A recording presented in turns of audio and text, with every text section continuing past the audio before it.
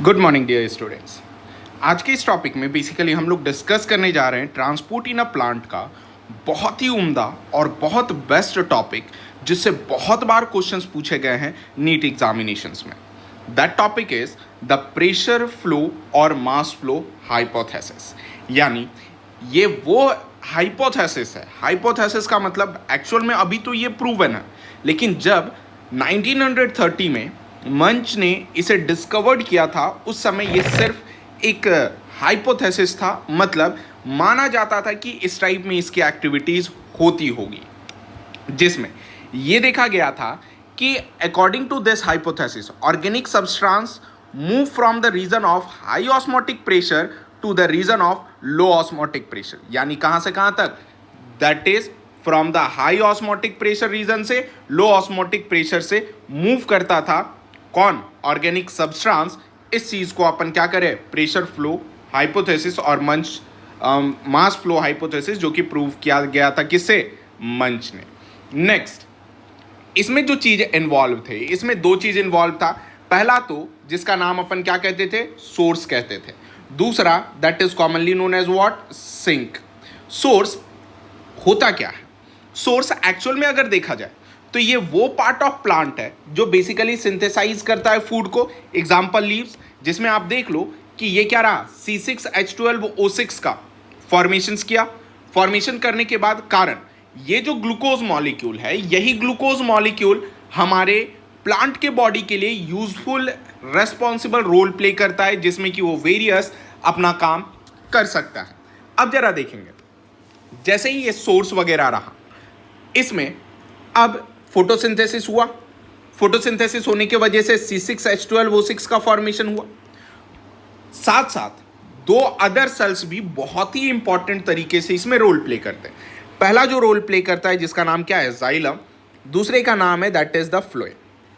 Phloem में जो कि प्रेजेंट होता है, पहला सीव ट्यूब्स, सीव ट्यूब्स में सीव प्लेट्स, सीव प्लेट्स में सीव पोर्स।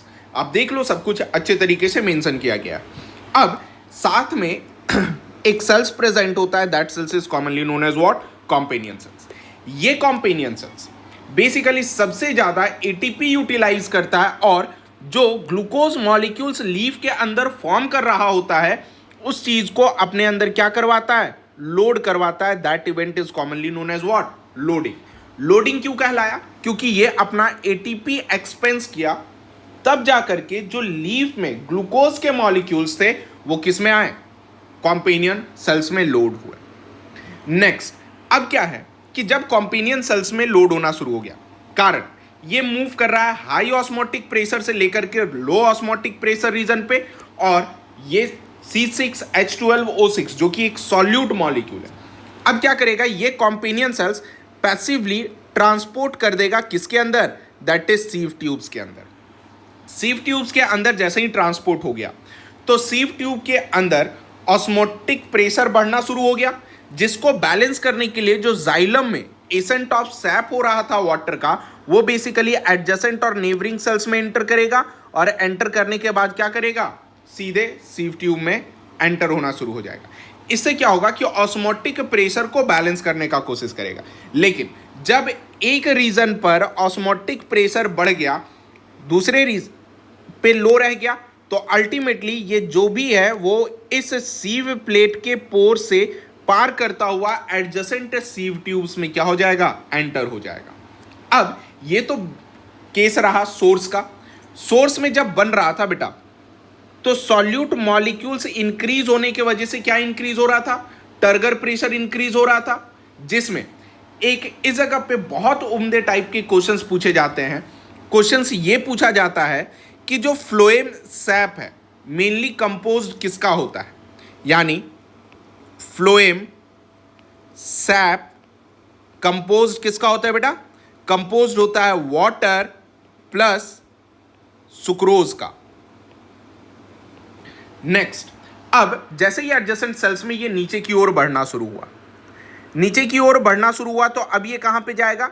तो ये अब अपने उस रीजन पे जाएगा जिस रीजन को अपन क्या कहते हैं? स्टोरिंग रीजन कहते हैं।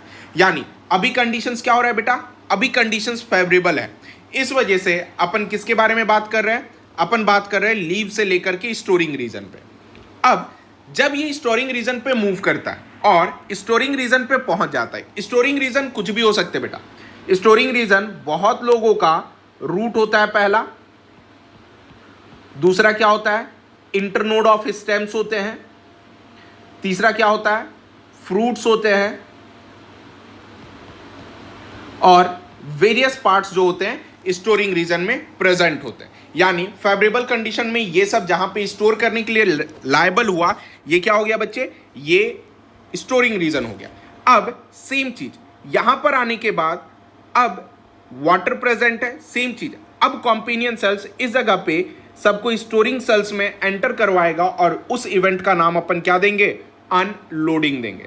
याद रखिएगा लोडिंग जो प्रोसेस होगा वो लोडिंग प्रोसेस एक्टिव होगा, जबकि अनलोडिंग प्रोसेस जो होगा वो अल्टीमेटली क्या होगा, पैसिव प्रोसेस होगा।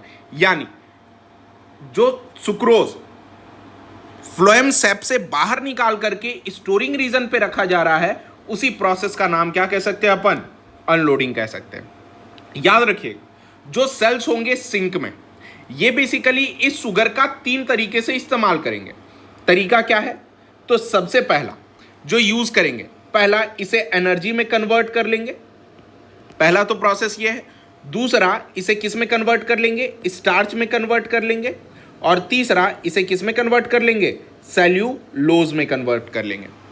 आई होप यहां तक आपको समझने में कोई दिक्कत नहीं आया होगा। ये तो पहला केस रहा। पहला केस में 2 चीज पूछा गया कि फ्लोएम से क्या चीज का ये किसका कंपोजिशन पे होता है, आपको सीधा आंसर देना है composition should be water and sucrose, जबकि अदर सुक्रोज वगैरह अक्सर क्वेश्चन पूछ दे कि अदर शुगर, हार्मोन और एमिनो एसिड जो होते हैं वो भी इस इवेंट से ट्रांसलोकेट किए जाते हैं। लेकिन जब भी अपन फ्लोएम ट्रांसपोर्ट के बारे में डिस्कस करेंगे तो मेनली ये डिस्कस करेंगे कि फ्लोएम सैप में सिर्फ वाटर और सुक्रोज प्रेजेंट होता है, नथिंग एल्स। अब इससे नेक्स्ट क्वेश्चन और पूछे जाते हैं। दूसरा क्वेश्चन ये पूछा जाता है कि ये जो केमिकल नेचर है फ्लोएम सैप का ये कैसा है, आंसर आएगा अल्कलाइन नेचर है। कैसा नेचर है, अल्कलाइन नेचर है, याद रखिएगा। नेक्स्ट अब बात करते हैं अनफेवरेबल कंडीशंस की। जब फेवरेबल कंडीशन से हट करके एक वैसा समय पे आ जाता है जिस समय में प्लांट के सारे लीव्स झड़ चुके होते हैं और झड़ने के बाद बेसिकली वो अपने आप को सरवाइव कैसा करेगा और किस टाइप में वो रख पाएगा अपने आप को, ये चीज़ें को देखना होता है। अब जरा देखेंगे कि पहला सोर्स रहा, सोर्स में अब कौन बन जाएगा, storing region. Storing region source बन गया कौन, ली रूट हो गया, स्टेम्स हो गया, ईटीसी। अब इस जगह पे again companion cells loading event करेगा, सीव ट्यूब्स में जाएगा, सीव पोर्ट से होता हुआ लो ऑस्मोटिक प्रेशर रीजन पे जाएगा और वहां पर अनलोडिंग होगा। अनलोडिंग कहां पर, न्यू डेवलपिंग रीजन, जो उसका अनफेवरेबल कंडीशन में सिंक बनेगा, जिस चीज को अपन क्या कह सकते हैं, ऑक्सिलरी बर्ड्स, और ये ऑक्सिलरी बर्ड्स कैसा होगा, लीव्स में आगे चल करके फॉर्म करेगा। अब एक इवेंट जैसे हमने सोर्स और सिंक देख लिया, लेकिन जब फेवरेबल कंडीशन था इस रीजन पर सुगर मॉलिक्यूल्स प्रेजेंट हो गया स्टोरिंग रीजन पे, सो वाटर का क्या होगा, वाटर अब सिंपली डिफ्यूज करेगा जाइलम में। अगेन जाइलम में डिफ्यूज करने के बाद वाटर की जो प्रॉपर्टी है कोहेशन, एडहेशन और एसेंट ऑफ सैप, ये फॉलो करेगा और वाटर फिर से क्या होगा, जाइलम की ओर अपवर्ड मूव कर जाएगा और ट्रांसपिरेशन आइदर ट्रांसलोकेशन में सबसे ज्यादा हेल्प करेगा। नेक्स्ट अब इस जगह पे दूसरे क्वेश्चंस हमेशा पूछे गए हैं। क्वेश्चंस क्या पूछे गए हैं, पहला दैट इज जाइलम किस डायरेक्शन में वर्क करता है, यूनिडायरेक्शनल। फ्लोएम किस डायरेक्शन में वर्क करता है, बाय डायरेक्शनल में। ये हमारा लास्ट कंटेंट था जिस चीज को अपन क्या कह रहे थे, बल्क फ्लो हाइपोथेसिस कह रहे थे। उम्मीद है कि आपको ये बहुत अच्छे तरीके से समझ में आया होगा और आप क्वेश्चंस बनाने में इजी फॉर्म कर रहे होंगे। नेक्स्ट अब हम लोग एक और चीज देखते हैं, आखिर फ्लोएम एक्टिव ट्रांसपोर्ट रिक्वायर किया, जबकि यहां पे बहुत बार क्वेश्चन पूछा जाता है कि प्रोटॉन पंपिंग और H+ मेनली कहते हैं, H+ और सुक्रोज को ट्रांसपोर्ट करते हैं, यानी सिम्पोर्ट करते हैं और एंटीपोर्ट करते हैं। ध्यान रखिएगा, ये क्वेश्चन से बोल रहा हूं मैं। सुक्रोज एंड प्रोटॉन, ये याद रखिएगा, एक्यूमुलेट होने के बाद एक special type of transport show करते हैं, that is commonly known as the cotransport. और इसी को ट्रांसपोर्ट को अपन क्या कह सकते हैं? सिम पोर्ट कहते हैं। आप जानते हो सिम का मतलब टुगेदर, पोर्ट का मतलब मूवमेंट। ध्यान रखिएगा, ये को ट्रांसपोर्ट प्रोटीन से हो फॉर्म करता है। अभी हम लोग जब प्रीवियस ईयर्स के क्वेश्चंस देखेंगे उसमें ऑब्जर्व करेंगे। नेक्स्ट, अब हम लोग डिस्कस करते हैं प्रीवियस ईयर्स के क्वेश्चंस।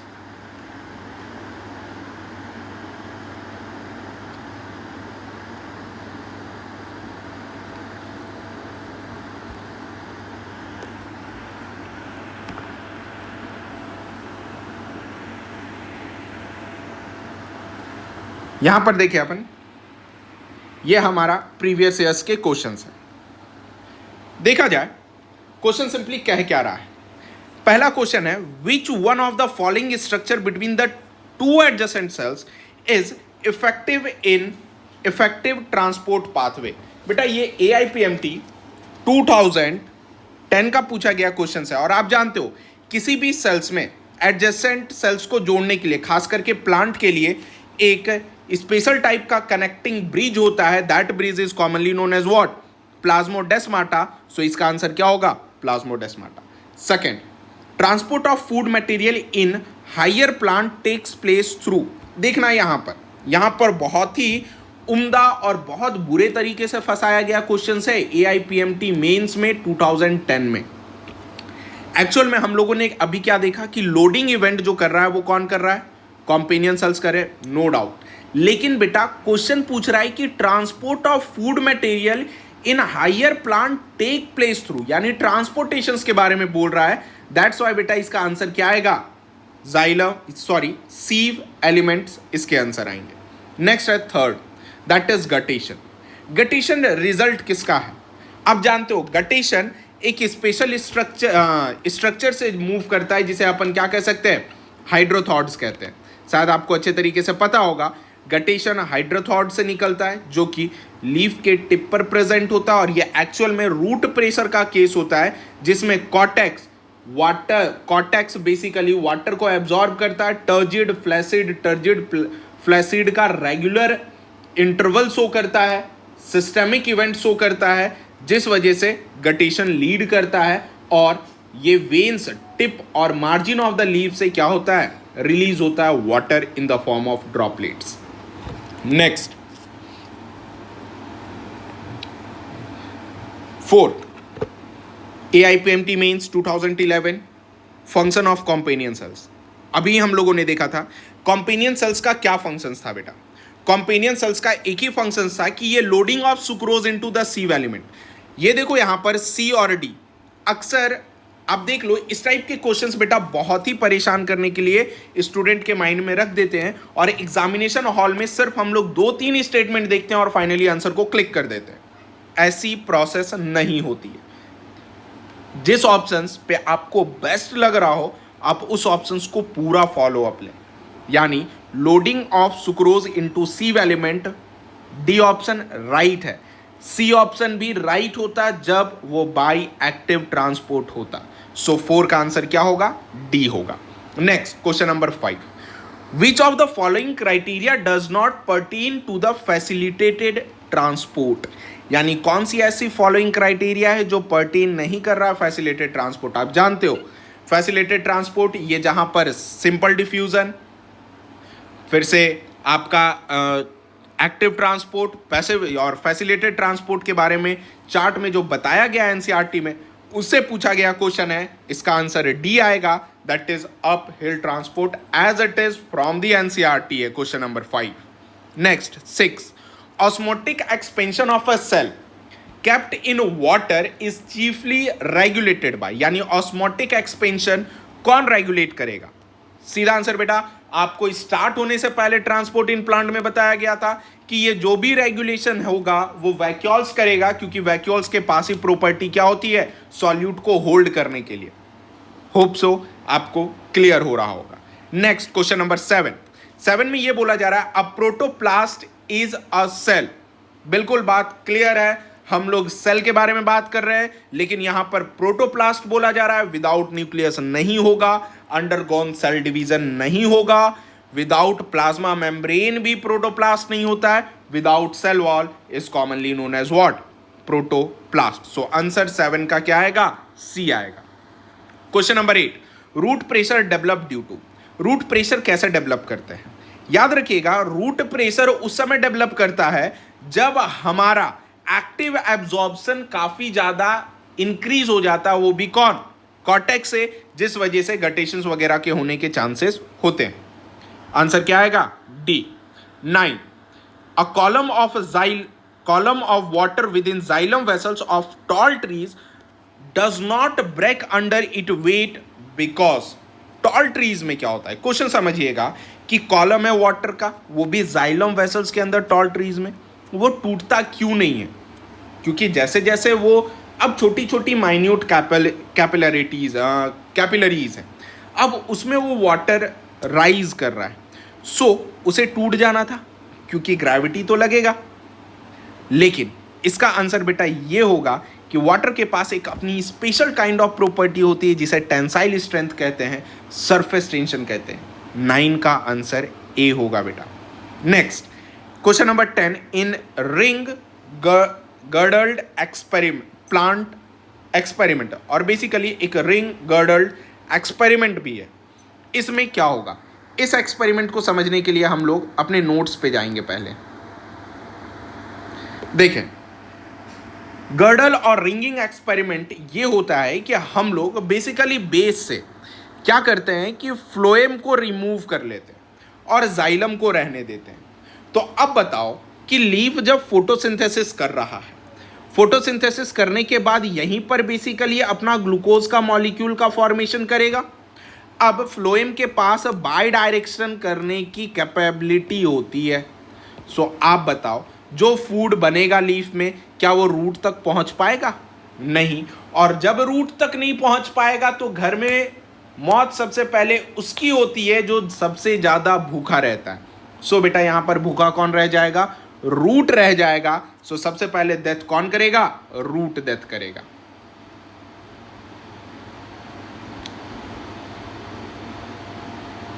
आई होप आपको क्वेश्चंस क्लियर हो रहे होंगे। Next that is question number 10 में आंसर क्या होगा? कोई दिक्कत? दैट इज पहले द रूट डाइज फर्स्ट। 10 का आंसर बी होगा। 11, transpiration and a root pressure cause water to rise in a plant. बेटा बिल्कुल है, ट्रांसपिरेशन और रूट प्रेशर जो वाटर को राइज करवाता है प्लांट में, वो क्यों करवाता है? बिल्कुल, वाटर की जो प्रॉपर्टी है कोहेशन और एडहेशन, यानी पुशिंग और पुलिंग नेचर, वो दोनों की वजह से इसका आंसर क्या आएगा? बी आएगा। Next 12, a few drop of SAP were collected by cutting across a plant stem bye suitable method. क्या चीज? प्लांट के स्टेम में कटिंग कर रहे हैं across. The sap was tested chemically. Which one of the following test result indicate that it was the phloem sap? अब बताओ भाई क्या है रिजल्ट? ये नीट 2016 फेज नंबर 2 का पूछा गया क्वेश्चन है, जो हम लोगों ने अभी ही देखा था कि ये बेसिकली कैसे होते हैं? अल्कलाइन इन नेचर होते हैं। आप यहां पर देख सकते हो, क्या दिख रहा है? Alkaline in nature. 12 का आंसर क्या आएगा? A. Next, specialised epidermal cells surround the guard cells are called. जो स्पेशलाइज्ड एपिडर्मल सेल्स होते हैं जो सराउंड करते हैं गार्ड सेल्स को, बेटा एकदम आंख बंद करके, सब्सिडियरी सेल्स। बहुत easy type of questions transport in plant में पूछा जाता है। सो मुझे उम्मीद है कि आप लोग ट्रांसपोर्ट इन प्लांट के मैक्सिमम क्वेश्चंस को हिट करके आओगे। नेक्स्ट 14 नंबर, 14 में that is water vapour comes out from the plant leaf through the stromatal opening. Through the same stomatal opening, carbon dioxide diffuse into the plant during photosynthesis. अब क्या है कि ये कह रहा है कि जिस जगह से वाटर निकल रहा है उसी जगह से CO2 डिफ्यूज कर रहा है. क्वेश्चन देखिए भाई क्या पूछा जा रहा है. Reason out the above statement using one of the following options. यानी कौन सा ऑप्शंस सुटेबल लग रहा है. Both process can not happen simultaneously. बिल्कुल रॉन्ग है. Both process can happen together because the diffusion coefficient of water and CO2 is different. बेटा यही स्टेटमेंट साथ है क्योंकि CO2 और वाटर साथ में ही डिफ्यूज करते हैं. The above process happen only during the night time. बेटा नाइट टाइम में C2 साइकिल ये सब रेस्पॉन्सिबल होते हैं, वो तो नहीं होगा. नेक्स्ट वन प्रोसेस अगर नहीं बेटा, इसका आंसर बी मोस्ट सुटेबल जाएगा. Next 15. Which of the following facilitate opening of the stomatal aperture. NEET 2017 का क्वेश्चन है और आप देख सकते हो as it is from the NCERT. क्या है? बिल्कुल आप सही समझ रहे हो. Option number B, that is radial orientations of cellulose microfibril in the cell wall of guard cells. Next 16 number. The water potential of pure water is. बेटा इसे एकदम याद करके रखना है. D, that is 0. Next stomatal movement is not affected by. अब stomata का movement किससे अफेक्टेड नहीं होगा? बता. टेम्परेचर, लाइट, CO2 कंसंट्रेशन और O2 कंसंट्रेशन. नीट 2018 का पूछा गया क्वेश्चन है बेटा. आप जानते हो स्टोमेटा का मूवमेंट जो अफेक्ट नहीं करेगा वो कौन? टेम्परेचर से होता है, लाइट से होता है, CO2 कंसंट्रेशन से होता है. आंसर क्या आएगा? O2 concentration, that is B. Next, what is the direction of movement of sugar in phloem. NEET 2019 का पूछा गया क्वेश्चन, यानी पिछले साल का पूछा गया क्वेश्चन है ये. और इसका आंसर देखेंगे. A upward, B downward, C bidirectional, D multidirectional. 18 का answer phloem bidirection show करते हैं. Next question number 19. Pinus seed cannot germinate and establish without the fungal association. This is because. ये भी एक NCERT का connecting topic के साथ associate करके पूछा गया क्वेश्चन है बेटा, जो आप जानते हो कहां से पूछा गया. पहला प्लांट किंगडम जिम्नोस्पर्म से और दूसरा ट्रांसपोर्ट इन प्लांट के साथ कोऑर्डिनेट किया गया है. सो इसका आंसर ए आएगा. It has the obligate association with mycorrhiza. आप देख सकते हो NCERT से प्लस 2019 में कनेक्टिंग क्वेश्चंस पूछा जा रहा है. आप सोच सकते हो इस साल भी मे बी कनेक्टिंग क्वेश्चंस पूछे जाने के चांसेस बनेंगे. Next, xylem translocate. Water and mineral. Xylem translocate क्या ट्रांसलोकेट करता है? इसमें बिल्कुल आंख बंद करके अपन बात कर सकते हैं. वाटर करता है, मिनरल करता है, सॉल्ट करता है, ऑर्गेनिक करता है, हार्मोन्स करता है. अब जरा देखिए ये किसमें है. Organic nitrogen, that is option number C. Hope कि आपको ये लेक्चर पसंद आया होगा. इसमें हमें कुछ चीज़ें सीखने की बातें हैं. पहला कि 2019 में टोटल 3 क्वेश्चंस आए, 2018 में 1 क्वेश्चंस आए, 2017 में 2 क्वेश्चंस आए, 2016 में 3 क्वेश्चंस आए. होप सो इस बार की भी जो प्रोबेबिलिटी है वो 2 से 3 क्वेश्चंस की है. सो याद रखें ये चैप्टर आपका 8 और 12 मार्क्स का चैप्टर है. नेक्स्ट एक और टॉपिक हम लोग पढ़ते हैं, जिस टॉपिक का नाम हम लोग दैट इज अपन एक इस जगह पे कुछ चीज़ें देखते हैं, जैसे लैटेक्स का फॉर्मेशंस. अक्सर हम लोग देखे हैं कि कौन सा इवेंट से और उसका नाम क्या देंगे हम लोग, जिसमें कि हम लोग लैटेक्स का फॉर्मेशन. आप जानते हो रबर प्लांट के बारे में मैं बात कर रहा हूँ, जिसे लैटेक्स कहते हैं, क्योंकि गटेशन हम लोगों ने डिस्कस कर लिया था. हाइड्राथॉड से होता है.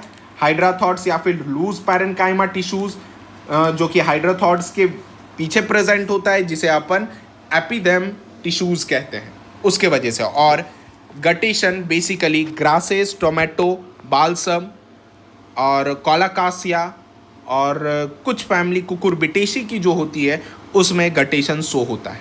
लेकिन अभी जो मैं पढ़ाने जा रहा हूँ इस चीज़ को अपन एक्सक्यूडेशन कहते हैं. एक्सक्यूडेशन या फिर ब्लीडिंग कहते हैं। अभी जस्ट मुझे याद आया कि मैं शायद ये टॉपिक को मिस कर रहा हूं और नहीं बताया हूं।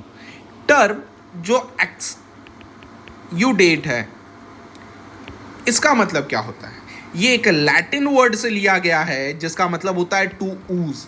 ऊज का मतलब होता है बाहर निकलना। देखो, अब जिस जगह से यानी liquid comes out from damage part, यानी डैमेज पार्ट से लिक्विड जो बाहर आता है उस चीज को अपन एक्सक्यूडेशन कहते हैं। और एक्सक्यूडेशंस के लिए जो रेस्पॉन्सिबल रोल प्ले करता है, ये रेस्पॉन्सिबल रोल कौन प्ले करता है बेटा? That is root pressure role play करता है। मतलब कि अब क्या रहा, ये हमारा प्लांट है। प्लांट बेसिकली देख लो आप, थोड़ा बड़ा बनाते अपन, ये रहा प्लांट, कुछ हेल्दियर प्लांट है अपना। अब किसी बंदे ने क्या किया, इस जगह पे कट मार दिया। कट मारने के बाद यहां से जो लिक्विड बाहर आ रहा है, इस इवेंट को एक्सक्यूडेशंस कहते हैं। अब सेम चीज, इसका एप्लीकेशंस कहां कहां पे इस्तेमाल होता है।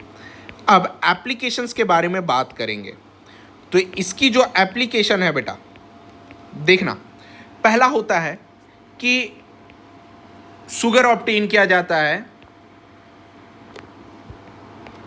किससे? तो from sugar maple. Sugar maple से किया जाता है ऑब्टेन, इसके एप्लीकेशन से। सेकंड होता है ओपियम। ओपियम आप जानते हो, जिसे अपन लैटेक्स कहते हैं, जो कहाँ से ऑब्टेन किया जाता है? दैट इज पेपेवर से ऑब्टेन किया जाता है। नेक्स्ट थर्ड आता है जिस चीज़ का नाम अपन कहते हैं रबर। ये भी लैटेक्स होता है और ये किससे किया जाता है? तो रबर ट्री से किया जाता है। Next fourth, that is 2D।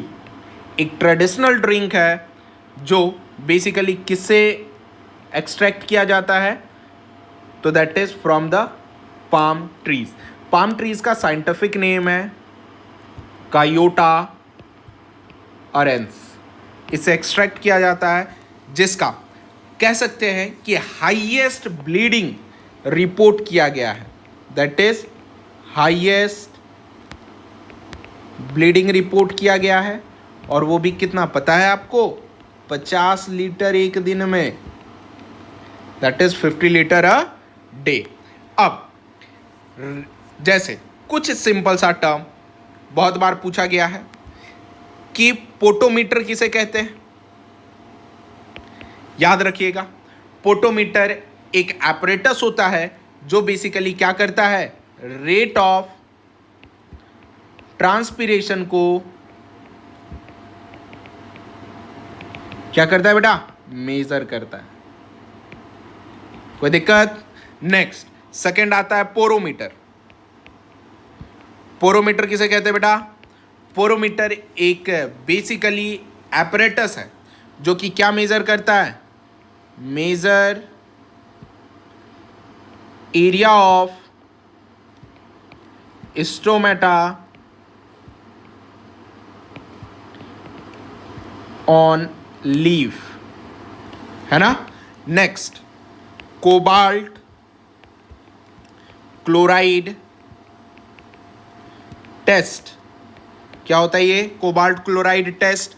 ये जो टेस्ट होता है किसके लिए यूज होता है? तो used for comparison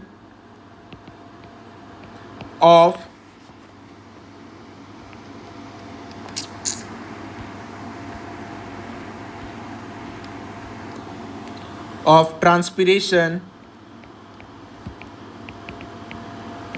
between two surface. दो सरफेस के बीच में ट्रांसपिरेशन को कंपेयर करने का टेस्ट को कोबाल्ट क्लोराइड टेस्ट कहते हैं। उम्मीद है कि आपको ये वीडियो अच्छा लगा होगा, और नेक्स्ट वीडियो हम लोग स्टार्ट करने जा रहे हैं मिनरल न्यूट्रिशंस के बारे में। तब तक के लिए थैंक्स फॉर वॉचिंग। और अच्छे तरीके से प्रिपेयर करें। कोई भी डाउट हो आप मुझे मेरे कमेंट सेक्शन में मेंशन करें और बताएं कि सर मुझे ये डाउट है, या फिर मुझे आप पर्सनली व्हाट्सएप के साथ भी ज्वाइन हो सकते हैं या फिर मुझे कॉल कर सकते हैं। So thank you for watching, stay safe and stay healthy.